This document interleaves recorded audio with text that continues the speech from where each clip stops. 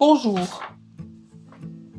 La peur, elle fait tout accepter, nous dit une étude faite par des spécialistes du comportement humain. Que voit-on en France ? Petit à petit, année après année, nos libertés s'amenuisent. Nous nous habituons à la présence policière et militaire. Maintenant, dans la rue, de nombreuses personnes sont masquées.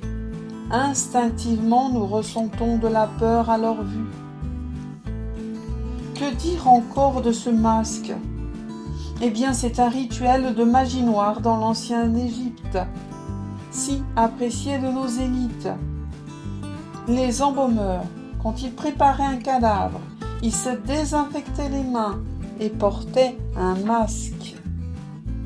Et enterraient le dit défunt 6 pieds sous terre. C'est un rituel païen. Et oui, aujourd'hui, on ferme nos églises. Ceci explique cela. Oui, le Covid fait peur. Peur de la mort. Alors, nos élites ont trouvé la solution. Le vaccin, pour détruire cette peur. Mais pas la mort. Et il sera obligatoire. Mais pas en Allemagne. Mais nous devrions nous dire qu'obligatoire n'est pas normal. Cela cache quelque chose, mais que nous cache-t-on ? Par contre, on ne cache pas aux Français qu'il n'y aura pas de lits supplémentaires dans les hôpitaux, comme le dit M. Dupont-Aignan dans sa vidéo du 19 mai. Il y a eu un refus des soins pour les plus de 70 ans. Et le 21 mai, que se passe-t-il d'autre en France ? D'après France Info, 400 personnes, dont beaucoup de soignants et des gilets jaunes, se sont rassemblés devant l'hôpital Robert Debré pour demander davantage de moyens pour l'hôpital public. 50 personnes ont refusé d'arrêter la manifestation et ont tous une amende de 135 €. 3 manifestants ont été interpellés. Dans l'histoire de France, on apprend que le roi, il guérissait d'une maladie appelée les écrouelles, voire Wikipédia. Mais nos présidents, ils guérissent d'aucune maladie. Louis XV, en mai 1683, accorde à l'hôpital de Reims les premières mesures de lutte anti-tuberculeuse, jamais prises par les autorités. On dit à l'époque que les écrouelles étaient contagieuses. C'est le même agent pathogène que la tuberculose pulmonaire, aujourd'hui guérie par des antibiotiques. Revenons sur la peur. Nous avons vécu de multiples attentats, le plus célèbre, le 11 septembre 2001, 9/11 en anglais. Eh bien, à New York, c'est aussi le numéro d'urgence américaine. Et la date du fin du confinement, mais c'est un 11, encore un 11, le 11 mai 2020. C'est la réouverture des classes.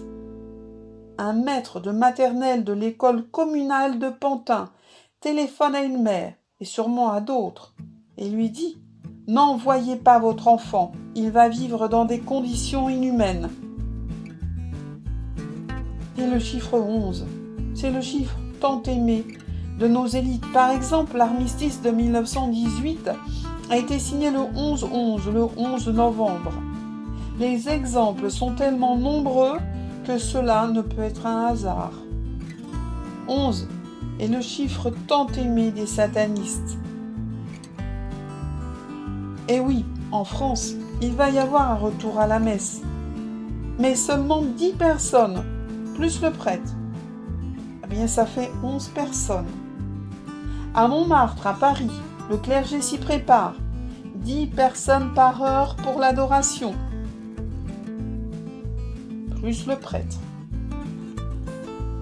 Et pour finir, je vais vous exposer les réflexions de Monseigneur Burke du 20 mai. Que dit-il sur le vaccin contre le coronavirus ? Eh bien, on y met des enfants avortés. Et il dit que c'est détestable pour Monseigneur Burke.